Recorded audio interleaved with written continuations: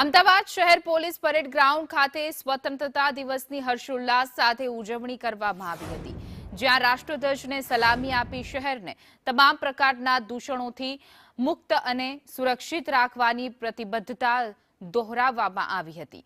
આગામી સમયમાં અમદાવાદમાં આયોજિત થનાર 2029 world police and fire games, Commonwealth games અને 2027 વાયબ્રન્ટ ગુજરાત સમિટને પણ ધ્યાનમાં રાખીને સુરક્ષા વ્યવસ્થા અંગે અત્યારથી જ આયોજન શરૂ કરી દેવામાં આવ્યું છે। આ ઉપરાંત યુવાનોને ડ્રગ્સના દૂષણથી દૂર રહેવા અપીલ કરવાની સાથે જ નશાના કારોબાર અને સાયબર ક્રાઇમ જેવા ગુનાઓ સામે એન્ટી નાર્કોટિક્સ ટીમ દ્વારા આગામી દિવસોમાં વધુ કડક કાર્યવાહી હાથ ધરવામાં આવશે।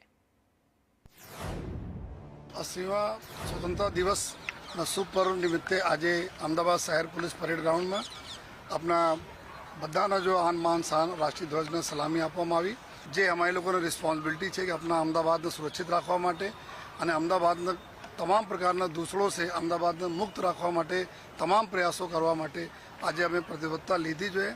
અને સાથોસાથ બધાને ખબર છે કે આવનાર સમયમાં અમદાવાદમાં જ્યારે 2029માં world police fire and games થવાના છે, 2030માં કોમનવેલ્થ ગેમ થવાના છે, તો એના તૈયારીઓ અત્યારથી ચાલુ થઈ ગઈ છે। તો અમે અમદાવાદ શહેર પોલીસ પર સજજ થાય જોઈએ, આ દિશામાં બી અમે લોકો સતત કાર્યવાહી કરતા રહેવાના છીએ।